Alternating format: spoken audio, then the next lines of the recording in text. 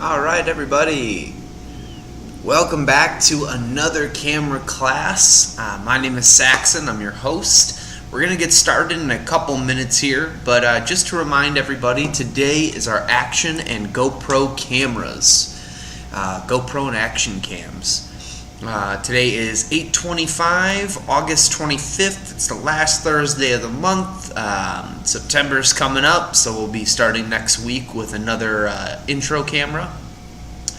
But today I've got a pretty quiet class. I might have one person show up a little bit later today, so I'll be mainly talking to just you guys online. But today we're going to go over everything about GoPro and action cams. Talk a little bit about how the functionality of the camera works, what you can do with that functionality, how to set those different settings on there, a little bit into how to shoot properly, what to do with SD cards and your actual footage, some editing software, and then just how to frame up a good shot. So we'll get started in a little bit. As always, I'm Saxon, I'm your host. If you have any questions, fire off in the chat. I'll answer them as I see them. We're going to try to keep this to an hour today, so from 5:30 to 6:30, and then I'll answer questions for the last 30 minutes of class to anybody who chats or anybody who shows up a little bit later to the class. But give yourselves a couple minutes to get ready. Thanks for joining. I see we got a couple viewers, and yeah, we'll get started around 5:30. A couple more minutes.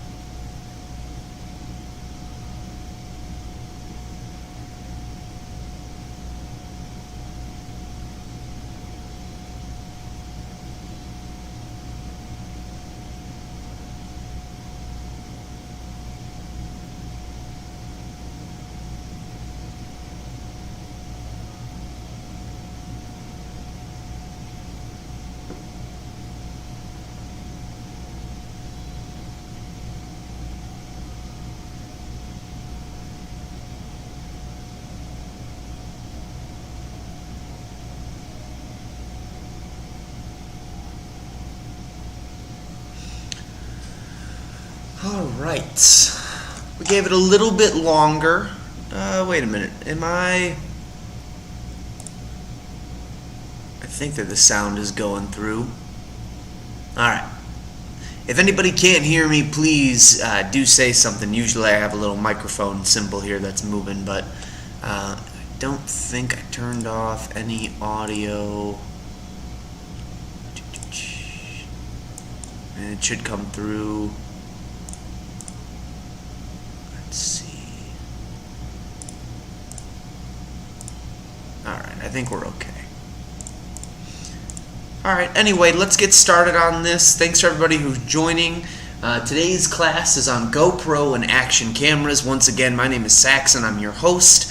I work down in the small electronics department here at Electronics. And every Thursday, except for the third Thursday, I get online, I talk to you guys about cameras, teach you a couple things, and then any questions that need to be answered, I answer them while we're here in the chat. So, jumping into it, GoPro action cameras. Why use an action camera? Let's start with the fact that they are small and compact. The camera itself, I got one next to me, is about 3 inches in size and about 2 inches going from top to bottom. It's a very small camera. It's got about 1 inch of diameter going on the width of it too. Can fit in your pocket, in a purse, you know, and if you have all the extra accessories and mounts too, you don't even necessarily. Thank you, Ricardo E. I appreciate you. I just wanted to make sure you could hear me. Thanks. but you can fit it literally anywhere, and I think that's the coolest part about having a GoPro, or even one of the Action 2 cameras from DJI as well too. A very accessible portable camera that leads into the second one. The ability to take this wherever you go is super nice for photo and for video. But what I like about the portability of it too is that it's easy to use, and it gives high quality videos and photos with that ease to use. So when I say it's easy to use, we'll go over the buttons that are on the camera, but there's only 2 buttons on the physical camera, a touch screen, and then a section on the side there where you can lift up the back, and that's where the battery and the micro SD card go. So not much is involved with this camera, but it packs a punch. The Hero 10 shoots a 5K video, has over 60 frames a second for some of their stuff, can even shoot in 120 frames per second for a good time-lapse slow-mo. There's a lot of really nice, cool videos and photos out there that have been used on the GoPro. And then the last thing I would say is the durability with this camera. 50 meters underwater is the distance you can travel without the protective housing on there. But on top of that too, the coating in the housing itself, that is the coating that's on the housing, is extremely durable, scratch resistant, and this guy can take a punch. I've had people who have rode bicycles, snowboarded, mountain climbed, they've fallen, they've dropped the camera, accidents have happened, and the camera's still working, still recording, actually, funny enough, and lives to tell another story. So when you're getting ready to think about, why do you want an action camera versus a real camera, or a DSLR, a mirrorless camera, I should say, or even your cell phone, I guess the question should be what you're looking to do. Ease to use, I would say anybody from 5 to 10 years old all the way up to 80, 90-year-olds can use this camera without really having too much problems. On top of that too, it's extremely durable. So if you're someone who considers yourself an adventurer, an outdoorsy person, you want to go hiking, camping, scuba diving, motocross, anything that's action or adventure based, this is a great camera for you to use and carry around, and you'll be able to record your events and either share with friends or put online or do whatever you want with them. Getting more into it, where can you go to help when all else fails? My class is really meant to teach you the very basics of this camera. Once you get the basics under your belt, you can get a little bit more specialized, find certain features and things that you're looking for, more pertinent information to whatever it is that you're trying to do. Read the owner's manual when you first get it. A lot of these newer products don't come with an owner's manual. They've all gone paperless, but you'll still be able to scan a barcode, a QR code, and find a good amount of information on this camera and how it works. YouTube and Masterclass are 2 of my favorites. Masterclass really came to the forefront of video and teaching purposes during the pandemic months, and I think that it's still a really utilized and cool feature or cool service that they have. You do pay monthly for it, but there's some really awesome filmmaker ones on there and specials where people will come on and tell you their process for making movies or taking photos or doing video or editing, and a lot of that information is translatable into stuff like the GoPro. And then YouTube is still my favorite resource.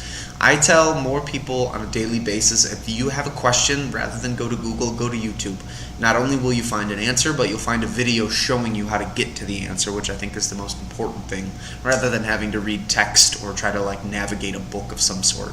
But again, read your owner manual, look at YouTube, and then if you're really interested, look at Masterclass. It's a wonderful resource that's out there for artists and anybody who's trying to learn a new skill. So let's talk about the GoPro storage. So when we look at the GoPro and when we open up that little compartment I was just telling you about, the battery pack and the micro SD card technically live in there. Now, the biggest issue with GoPro and with any camera that you purchase nowadays, they don't give you any internal storage. Most companies, they want you to purchase your own storage, and this is a good example. Let's see if I can get it up to the camera with the most light. That's my micro SD card that we use for this guy. It's a 32 gigabyte one that I have in this case, but the idea upon it is that you're putting this into the camera, and this is what's going to store your video and your photo so that you can then use it for another day. Micro SD cards come in a variety of different sizes. Way back in the day when digital cameras were first coming out and the compact flash was starting to become kind of obsolete for certain cameras, the SD card came out, and then the micro version of it also followed. And with the SD card, they started at about 8 gigabytes, 16 gigabytes, 32 is one of the highest ones you can get. Nowadays, those are the smallest numbers. They don't even make an 8 or a 16 much anymore. You'll start at 32, you'll go to 64, 128, 256, and even a 512. I can't stress enough how important how important storage is on your camera. Whether you're shooting with a DSLR or a mirrorless, or whether you're using a GoPro or an action cam from DJI, the internal storage is never going to be given to you. Going with something with a high gigabyte storage for good capacity, my recommendation is always to go over 64 gigabytes with video.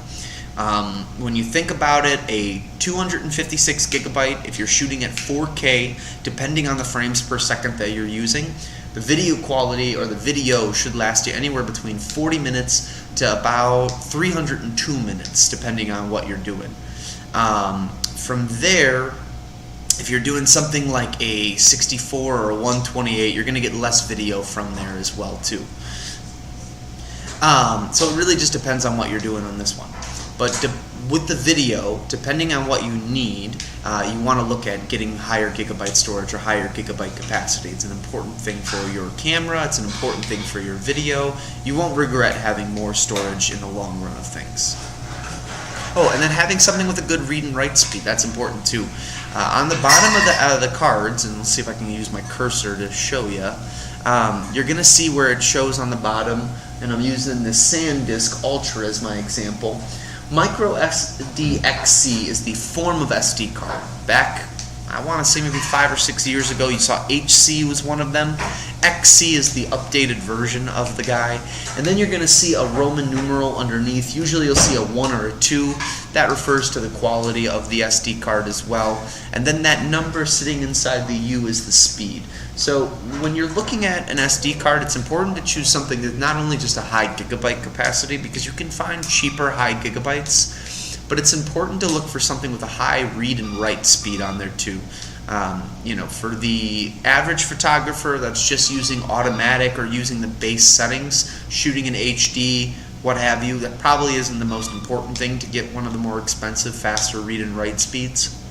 But if you're someone who's going to be using the 5K feature on the GoPro or the 4K, you want to use 60 to 30 frames per second, push maybe for that 120, you're going to want something with a faster read and write speed so that your videos don't seem blocky, pixelated. You get the highest quality video on the highest quality SD card that you can get. So storage is super important.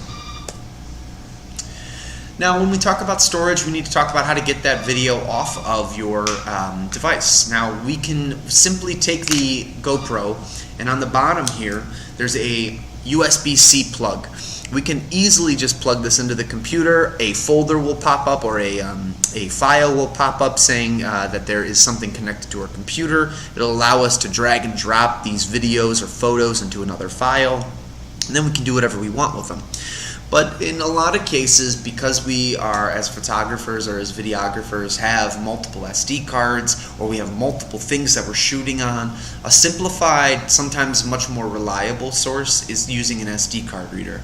Now, I don't have the exact stats on why an SD card reader would be more reliable than using your camera, but I will say this much: when you physically remove that SD card from the camera, you're not allowing the camera to be the main source of power that's sending the information through a cable. You're allowing the SD card to be the main source. How does speed affect W? What do you mean by W? Do you mean, quality? So speed affects the quality in the same way the speed of the SD card would affect the quality based on the way that the video is going. So when you have a faster speed, it's able to accept the read and write the data that's being pushed into it at a faster rate. So it keeps the video at a better quality, or at a more constant quality.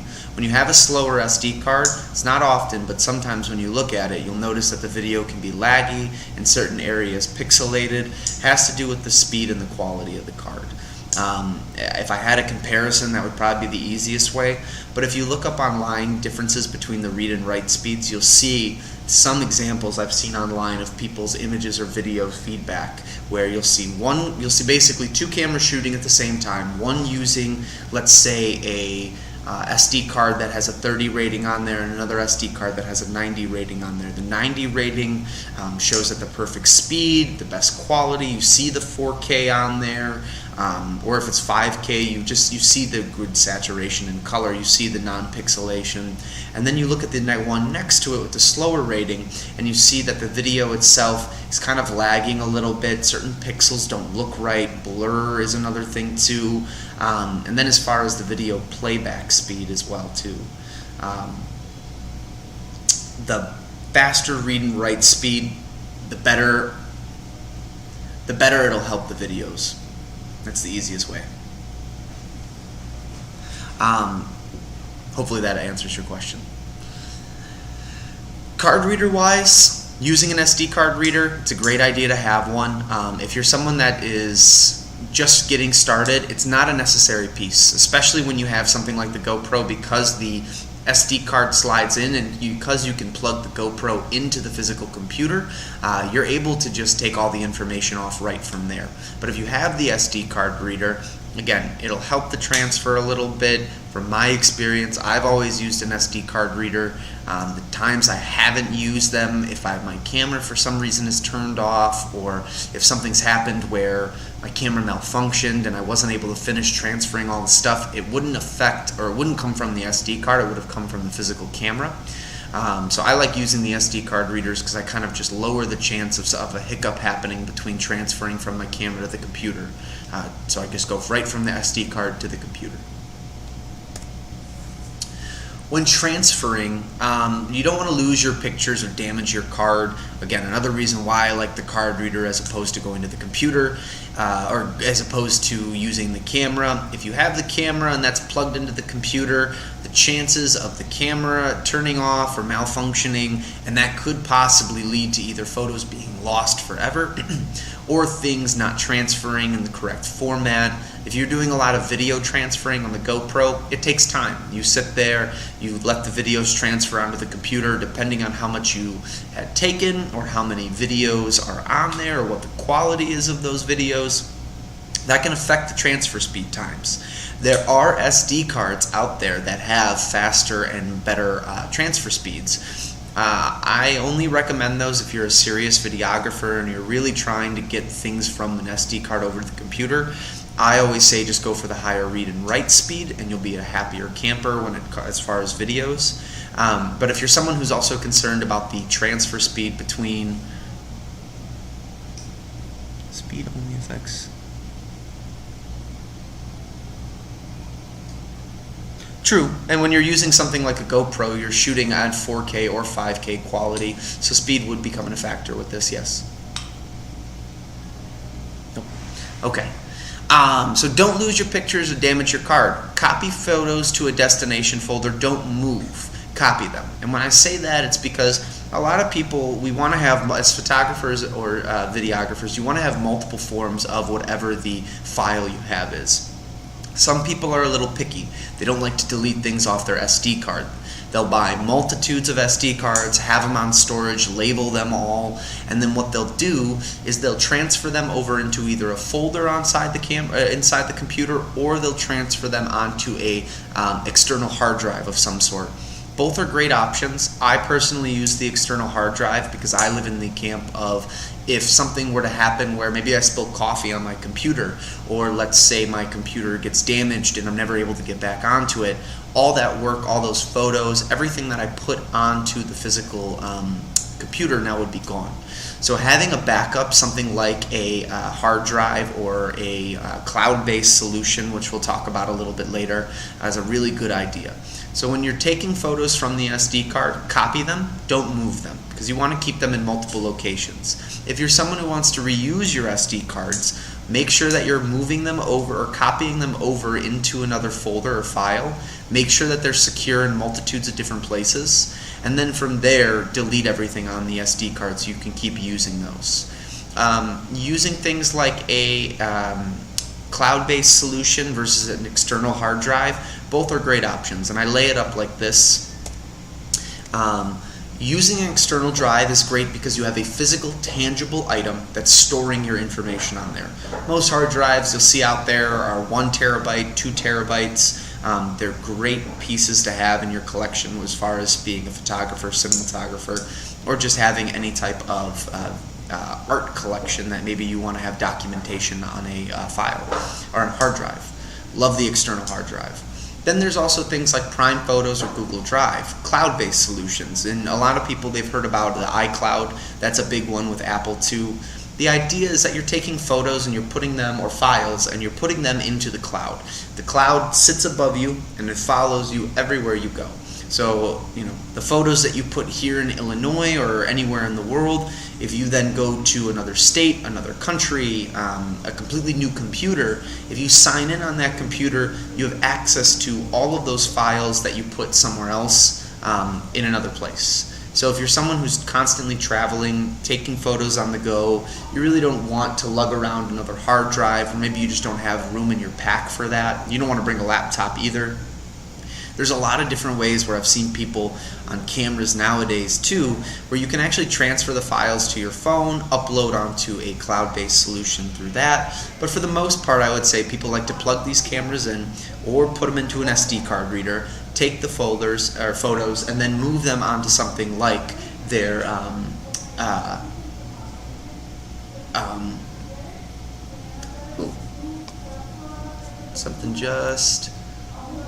sorry folks, something just happened here. Let me see if I can figure out what the problem was there.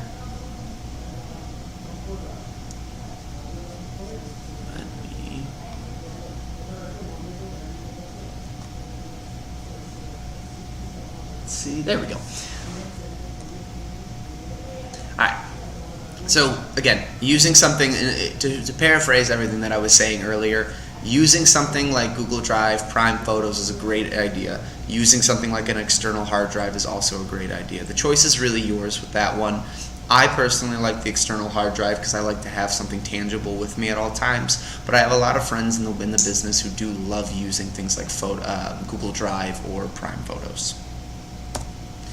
And then lastly, when you're removing your SD card from the computer, it's important to eject the card before physically removing it. A lot of people, they'll just go to pull the card out as soon as they're done. They'll lose images, something will become damaged, one of the files becomes corrupted. I've heard a multitude of different things that can happen from people when they remove their card improperly. Make sure that you eject the card. I like to say, eject the card, wait a few seconds, and then remove it, just in case something needs to finish ejecting or finish transferring, just so that way you're not risking the ability of you damaging any of your photos and your videos that you've worked so hard to take already. Format the card in the camera. Usually when you put an SD card into the camera or into your GoPro, it'll ask you if you want to format the card. I would just say yes to this one. You can also format the card inside the computer. If you put it into the computer, you should see the file pop up or the card pop up, and then you can left click on the card. It'll give you a couple options. One of them will be to format the card. You're formatting the card just so that way it's ready to accept whatever information you're putting into it without any hiccups or without you having to worry about something not being saved properly or just not having the information stored correctly. And then your backup plan, we just talked about the SD card.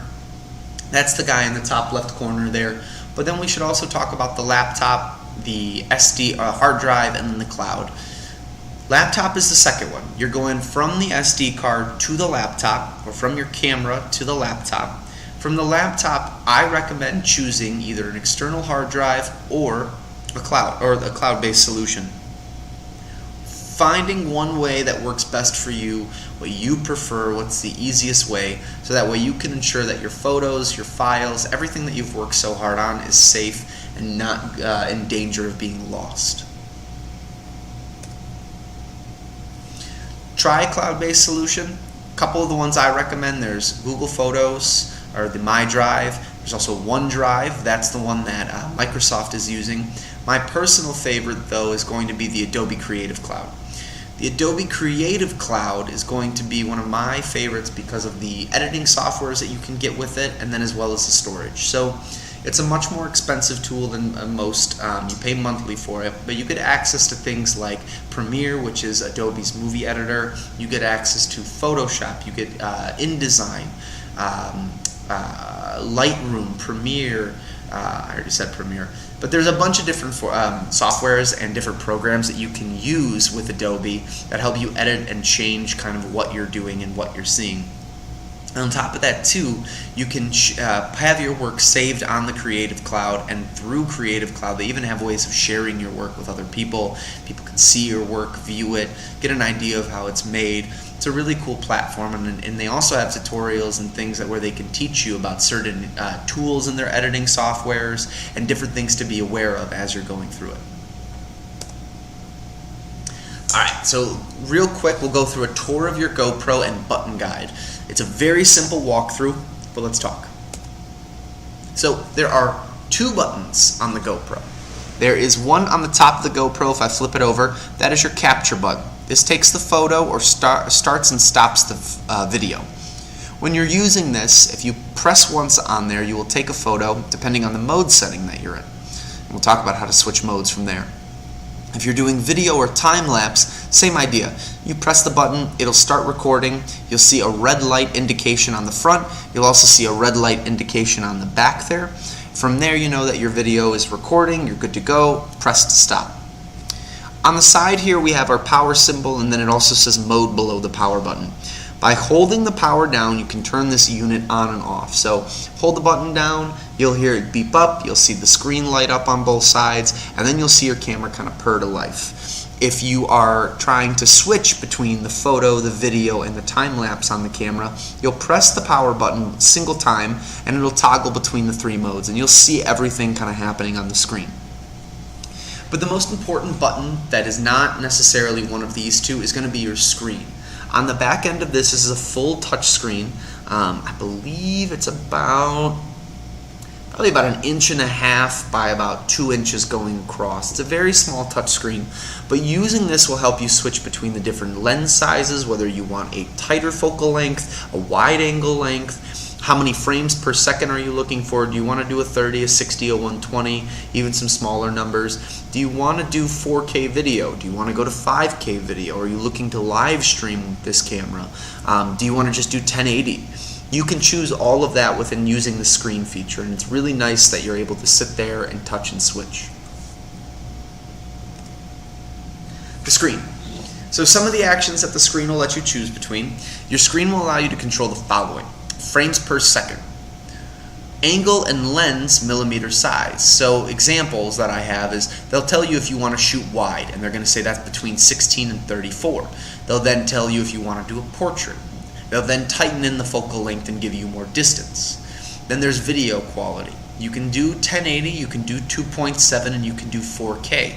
You can do a multitude of different video qualities on there, and that is also going to change the read or the how big the file size is on there. So when keeping in mind the video quality and the frames per second, it's important to remember that by setting these to higher numbers, the more information that's going to be eaten up on the SD card. So for instance, I had a few customers that came in today that wanted to record football games, and I had told them when he had purchased the camera that one of the things that when you're recording is that be wary of what quality of video you're going to be using.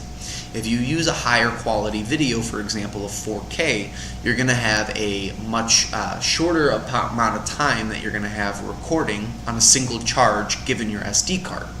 So it's kind of the thing that you have to be paying attention to with the camera is what are you trying to shoot, in what quality are you trying to shoot, and then what do you have as far as storage is concerned on the physical camera. Hindsight is on there as well. That's their their tracking features on there. Hindsight's really nice if you're someone who's new to using the camera. It's really useful and helpful. Hyper smooth, it's the instabilization on there, so as you're shooting, GoPro is really amazing about having built-in stabilization. When you watch these guys biking down mountains or rock climbing, you barely see the camera jiggle. You don't really see a lot of wind or disruption there. The camera's pretty still. When in reality is the camera, as you're doing stuff, the camera's bopping around like crazy. But the camera's built-in stabilization, its hypersmooth technology, allows for a clean, crisp video that doesn't feel rocky, doesn't feel shaky. And then you have your front screen. This will show you the video duration during a selfie mode, so you can see what you're recording. This will also show you a little video of what's on there. So that's another thing I love about this model in particular. The GoPros prior to this one, the 9 and down, when they had the screens first introduced, it only gave you a count for how long you were going. The GoPro Hero 10 was one of the first ones to do the screen on the front. It's been super popular, especially for vloggers or people who are looking to do selfie-based videos. And then going into your modes, photo, it allows you to capture stills and frames rather than to take videos.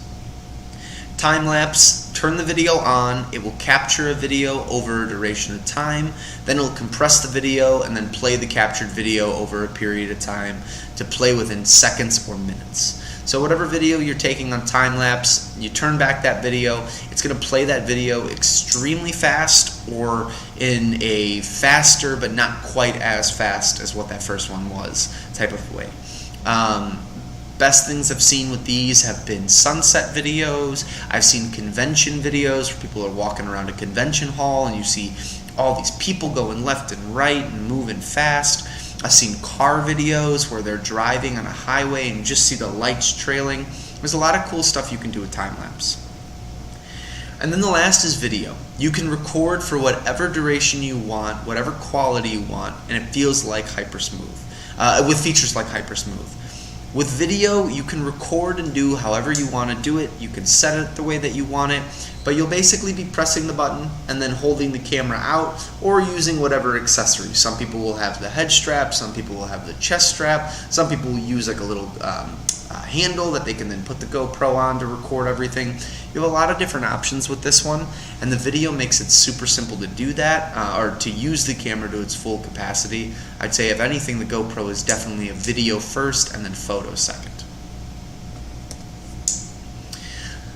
So taking better photos or videos, there's really not a lot of technical aspects that can go into physically using the GoPro. The GoPro really comes down to having the correct accessories that you need for whatever the filming it is that you're doing, and just having a general understanding of where all the buttons kind of line up on this guy.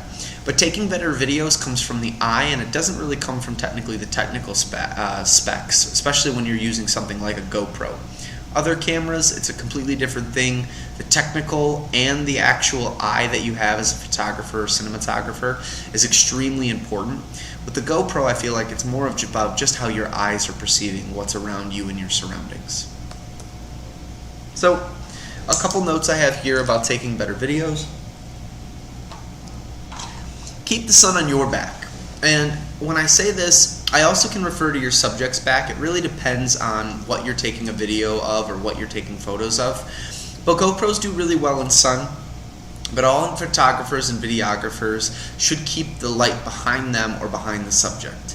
The reason you're doing this is because you have natural light that's coming in, you have good coloration. When you allow for light to oversaturate a subject matter, you typically get colors that wash out, that become oversaturated with sunlight, the blinding effect comes into play. If you keep the sun behind you, and you can get it to a position where the shadow isn't necessarily casting onto your subject, you take a really good looking video, you take a really good looking photo, and people admire it. Same thing with the sun on the back of the subject. If I'm taking a photo or a video of you, I'd want to keep the sun as behind you as possible. That's going to help so that way when I'm filming or I'm shooting, I don't get that nasty glare that's coming around the subject matter. Now, this doesn't always necessarily work out. Sometimes having the sun not on your back is necessary depending on the shot or the lighting. But a good rule of thumb, if you're someone who's just starting out and you want to just take a better photo or video, keep the sun on your back or on the subjects. Get close. Move closer to subjects and objects as you record. It's a simple thing to think about, but a lot of the times people will zoom in or zoom out and they stay the same distance away from their subject matter, and they just don't understand why the photo or the video just doesn't look good. And I think that for some people, for most, using your legs, I should say, or moving yourself. No, I'm sorry. That's the best thing that you can do. Getting closer to subjects oftentimes takes the stress off the camera to do the rest of the work and helps you get more detail and more information out of your subject or your object that you're recording or filming, or picture taking or filming. With moving closer, you can typically pick up more details than you could too. You block out a lot of the excess area. So if we looked at here, we have negative space kind of floating around me, and then we have a kind of the positive or the centralized look, centralized image. On the main part of the video, everything around me would be dead space or negative space. So moving closer to the subject would also help cut out the rest of this dead space or negative space and just lead to a cleaner, tighter image. Keep people in the center. There's a rule of thirds, which we'll talk about a little bit, but rule of thirds dictates that if you keep a subject within a certain section of the frame in one of the 3 sections of a frame, then you're going to have a more stimulating and pleasing image to the human eye. But when you're using video and GoPro, especially within video and cinematography, kind of a rule of thumb when you're first starting is keeping people in the center unless there is a reason that you're trying to show the background or show everything behind them. I have examples of that where we have scenery shots or shots where there's more happening within the actual area, and so it's not important just to get the subject, it's important to get the subject or the subject's whereabouts. Composure shot. Use objects and scenery to dictate your shot. When you're taking a photo or a video, don't just take a photo or a video for the sake of taking one. Determine what's around you and use what's around you to beautify or to exemplify your shot so that way you get the most out of it. If you were taking a photo of somebody and there's a garbage can right behind you, it's probably not going to look the best. Someone would see that garbage can and have comments for you. If you can put your subject either in front of the garbage can or move them into a different area where you don't see the garbage can, it's probably going to look better. So composing your shot and taking that time to really take in the environment that you're in and plan out your shoot a little bit better always will come in handy and help. And then use Wi-Fi for more features. With the GoPro especially, there's an app that you can download that actually helps you edit films on there and then transfer things to your phone. I believe you do pay monthly after a certain point. For most editing softwares, you will pay some sort of monthly fee just because of the software that's involved. But the Wi-Fi features are really nice. I do warn customers when they're getting ready to use them. Battery life really comes into play with the Wi-Fi features. The more you're using the Wi-Fi, the more battery is getting eaten up. So,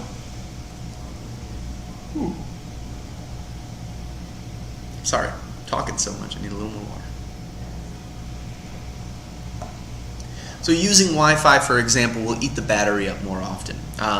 Your phone or the device that you're transferring to, probably the battery will be fine, but the GoPro itself is really going to start to lose the battery, and then that's where, if you don't have a spare battery or some way of charging it, you might be out of luck for the rest of the trip or for the time being until you can get a charger.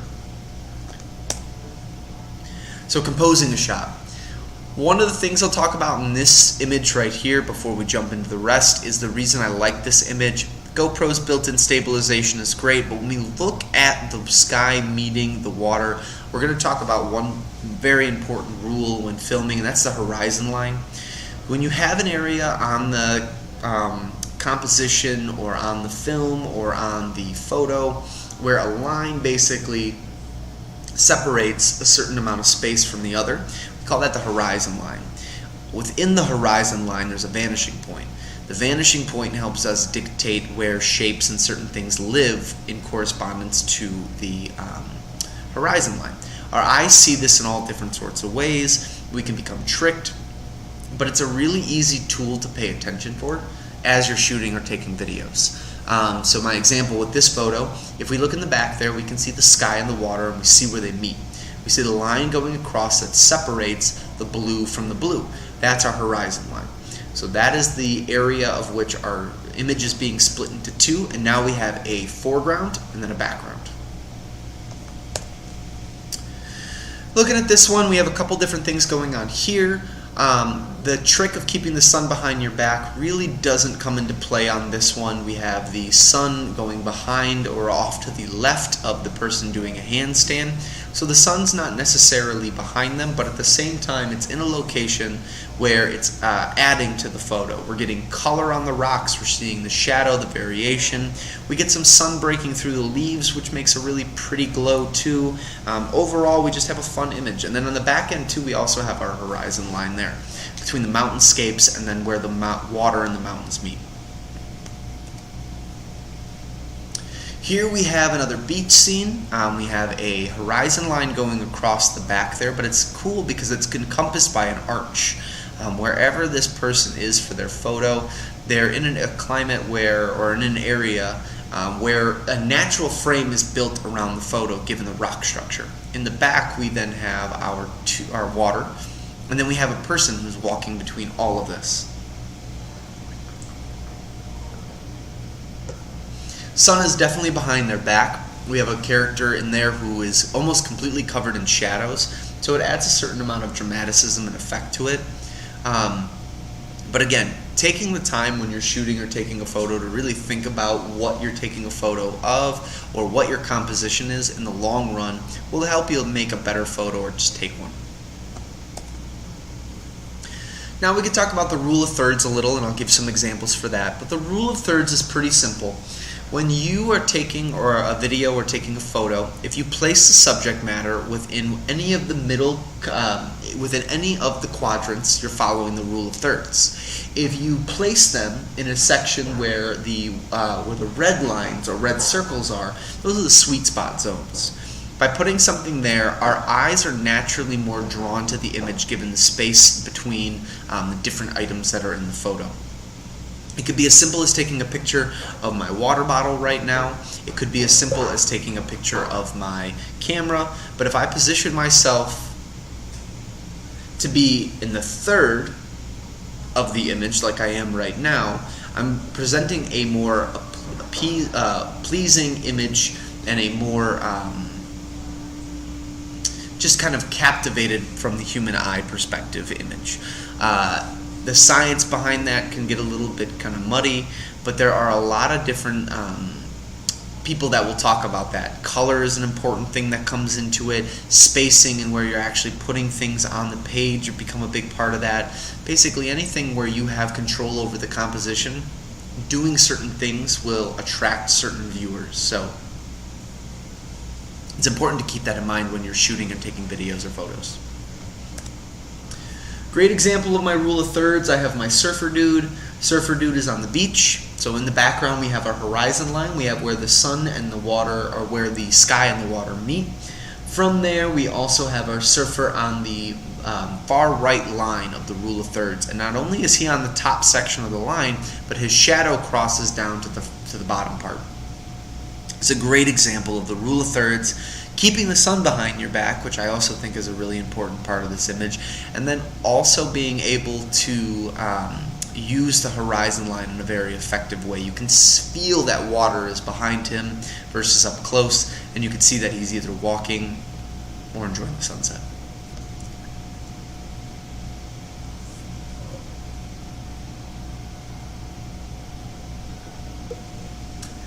Another one with the rule of thirds. Here we have a little girl standing on the beach. A lot of beach photos for this one, guys. But while she's standing there, you can see the horizon line behind her. You can see where the sky and the water meet, and then you can also see that there's a sun behind the clouds. You can kind of get the brightness from the black and the white. So she's not necessarily with the sun behind her, but for the most part, because the sun is behind the clouds, we do get this kind of nice overcast day. On top of that too, she is following the rule of thirds perfectly. Her ankle and her shoulder are crossing the rule of thirds on the left side perfectly. And a pleasing image, a nice image, it looks clean. Yeah.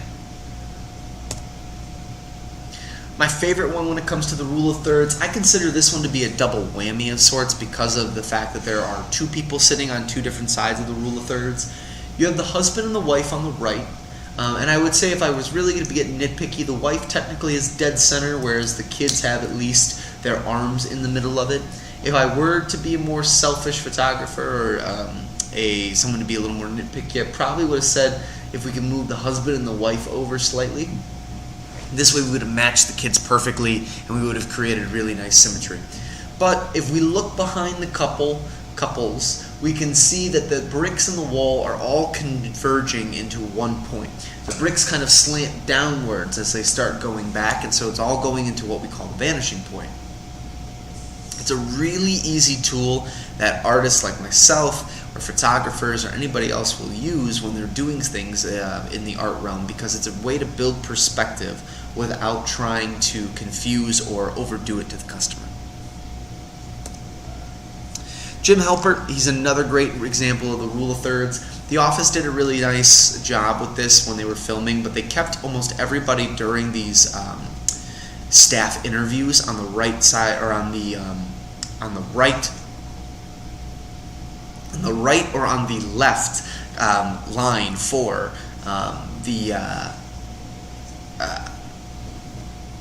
it's now slipping.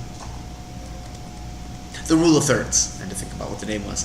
So keeping that subject matter like Jim is here on the line, you're keeping the rule of thirds, you're creating a more pleasing image, and you're creating something that people are actually going to want to pay attention to and watch. And it's just the way that our eyes work. Not saying that it can't work if you're trying to break the norm on this one, but more so if you're someone who's brand new and you're just trying to get into it, it's a great way.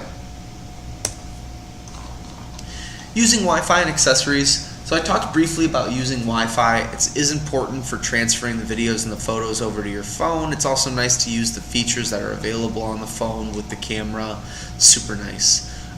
Using the accessories, though, get a little bit more tricky, because if I'm being honest, there are thousands of accessories out there for GoPro. So it really comes down to what's the best fit for you. You can get something like the selfie stick. It allows you to put the phone on there, hold it out to a distance, and get your photos. You can go with something like the clamp tripod, or the headrest, or the hat snap, or the Zap-Back snap. You can choose the protective casing. You can do the suction cup mount.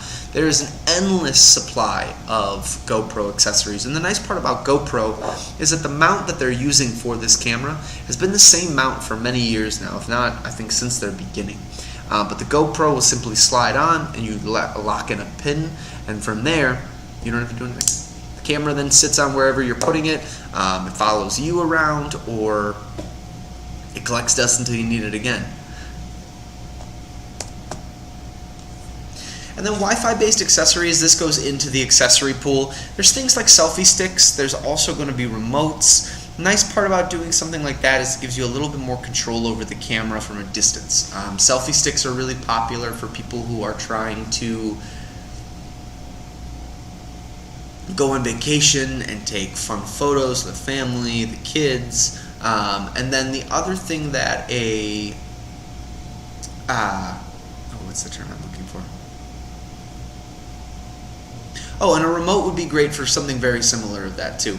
If you've got the camera set up somewhere and you're trying to maybe get a photo of the group of you guys, you don't have someone who can just take the photo of you, you can set the camera up on a tripod or up on a tree somewhere in the distance, back up a little bit, use the remote to capture. And if you have the 10, you do have the ability as you're doing that to see everything that's happening through the little screen in the front. Now it is a tiny screen. The amount of information you get probably won't be too much, especially if it's a bright sunny day, but at least you can see somewhat what you're doing, so that way you know what the outcome of that video or photo will be. But with the Wi-Fi based accessories, there's also plenty of them that don't need any Wi-Fi. These are some of my most recommended ones. On the left side we have what used to be the Adventures Pack. They've changed it slightly, but you get a chest mount, you get a head mount, you get a handler. The handle is great because if you drop it into the water, the handle will float to the top and then you can grab it. Especially with a 50-meter camera, no reason you should be scared about dropping this in at the bottom of Lake Michigan. You'll be able to retrieve it. Below that is going to be another adventure kit. It's going to be the chest mount, and then it's also going to be the bike post, the bike handlebar post. And then the last one is going to be the flex arms from GoPro. Great addition if you're someone who is trying to do time lapse of yourself, who's just trying to record. You can put this guy on and then have the camera playing at the exact same time, recording everything that you're doing. Gives you the ability to live stream. Some recommended accessories. With GoPro, you can go all out right when you first get it and buy every single accessory. I like to tell people to just stick with the camera when they first start. Get yourself a bag, get some extra batteries. You're going to want the SD card. And then from there, I would say hold off on everything else. Only reason being is that, like I said in the last slide, there's over 1,000 different GoPro accessories that you can purchase. I think finding out what you're going to use the GoPro for and find out what feels the best for what you're trying to do. A lot of the times GoPro accessories can be specialty items. They could be items that someone's physically making for a certain project, for a shoot. Other times it could be something that's being sold in stores. So really your best bet would be to look into the different accessories and see what are you trying to do with this and which of these accessories will benefit me the most. Come into app, we can make recommendations for you as well too. So editing software, on the bottom of the screen we have the iMovie platform, we have the Microsoft Movie platform, and then we also have the GoPro. I'm a big Apple junkie. I use Apple more than anything else. I normally have an Apple Watch on. I'm wearing a different watch today. But the ability to edit a film on iMovie for free with no hassle, no hesitation is a really wonderful service to take advantage of, especially if you're brand new. Going to the right of that, the Microsoft is in the same boat. Getting that on your computer as long as you're a Microsoft customer should be free. I've never personally used it, so I can't confirm or deny on that one. But it's also a great service to have. And the nice part too is that you can use these services anytime that you want, any middle of it, at any point in time. Going over to the next one, we have our GoPro section there. The GoPro section is going to be the website from GoPro specifically, and that's going to do the same thing that the other guys do, but under the monocle of the GoPro. Now, if I remember correctly with the GoPro services, you do pay monthly for those. So if you're someone who's trying to invest all their money into the camera, into that startup equipment that I've been telling you about, iMovie and Microsoft Movie is probably going to be your best bet. But if you're someone who you're past the beginning steps, you've advanced, you've been doing well, you have paper, you have all this, I would say that I'm sorry, I lost my train of thought on that one. If you're someone who has experience with the editing programs, you might want to do something like the GoPro one, or I apologize, you have everything that you need for your GoPro. You've purchased everything that you want, you've got everything set up. You might want to just do one of the editing softwares that are free, like the iMovie or like the Microsoft ones. They're free, they come with your computer already, you don't have to put any extra money into them, and as long as you're using an external hard drive or a cloud-based solution, you've got all your files everywhere ready to go to plug in. If you are someone who wants to become a little bit more advanced, you want to do more monthly services and stuff, and you really want to get the most maximum video you can, you might want to do stuff like the GoPro, or you might want to look into the Adobe Suites programs. A lot of really awesome editing software on there, and they can really help you make a good final project. And that is all that I have today. I know we got 10 minutes left from my talk. Sorry, I got a little bit sidetracked from what I was saying earlier. But regardless, thank you guys for paying attention and for sticking on. Glad I had some people asking questions in the comments. Thank you guys. Next Thursday is our first Thursday of the month, so we're going to be doing basic camera classes. So basic camera class, we talk about how to use the auto feature on the camera and just shoot through the camera and get the cleanest photo you can. That is going to be at 5:30 on September the 1st. And we'll run that. Those are usually my more crowded classes. I get everybody who wants to do those. My GoPro one is a little bit more quiet. I think we had about 11 viewers at the most time here. Definitely come to that one if you're new to using a mirrorless or DSLR camera. You want to learn how to use it. Auto is the easiest way to get into it. Once you start going from there, intermediate classes the second Thursday of the month. That's where we're going to talk about the exposure triangle, get into that whole shtick, and then from there we take a break and we jump right back into GoPro. So we got some time now. I'll stay on for as long as you guys have more questions. Feel free to message in the chat there, and then I'll respond from there. But my name is Saxon. If you guys have any questions or comments, call into the store anytime. You can ask away.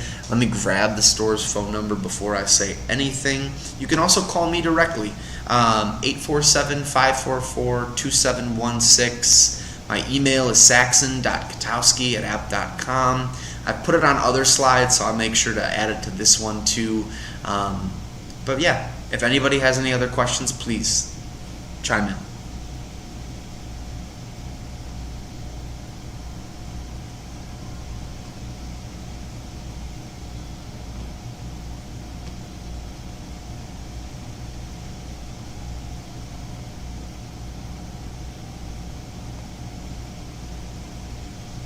And then if you ever want to call the store, so if you don't want to call me directly, you want to call into the store, our number is 1-800-860-3577. Just have them transfer you over to Small Electronics. All of our staff are very knowledgeable in cameras. They can answer questions for you, talk to you on the phone. If you're trying to troubleshoot, you have some issues in the tech side of things, maybe things are malfunctioning, our service department is also available too. But reach out to us anytime, reach out to myself anytime that you have questions.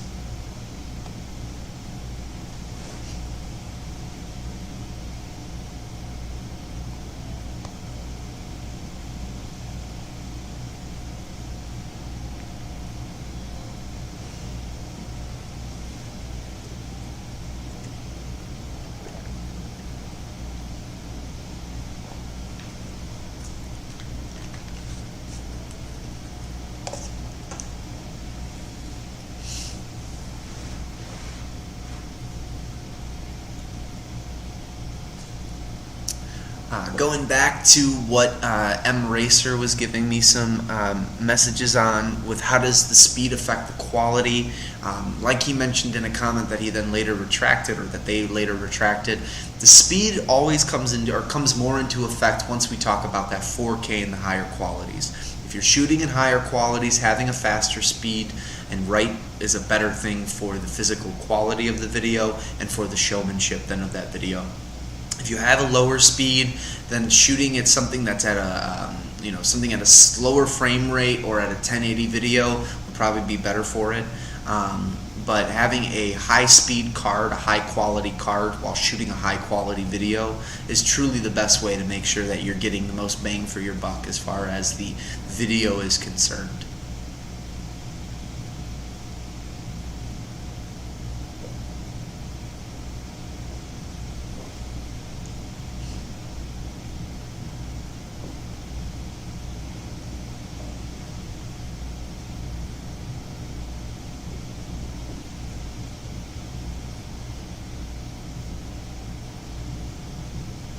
Some accessories I like to use, GoPro makes this really awesome tripod that also acts as a extender, as a selfie stick. If I'm not mistaken, it doesn't have the ability, it doesn't have the ability for you to remote control. So if you hook that selfie stick on there and you're using the tripod functionality, you're probably going to want to purchase the remote that you can then get to then connect wirelessly to the GoPro. That would probably be the easiest way to make sure if you're holding the selfie stick out in front of you, you can then take the remote to click. I'm sure they do make a selfie stick though that has the Bluetooth capability or the Wi-Fi capability to connect to the physical GoPro, so you can remote access it and remote control it. I know on your phone you have the ability to do so as well too. Most cameras nowadays, when you see them being built, they have Wi-Fi and Bluetooth already built into them. So you can use a whole slew of different wireless accessories that you can purchase. A lot of different options.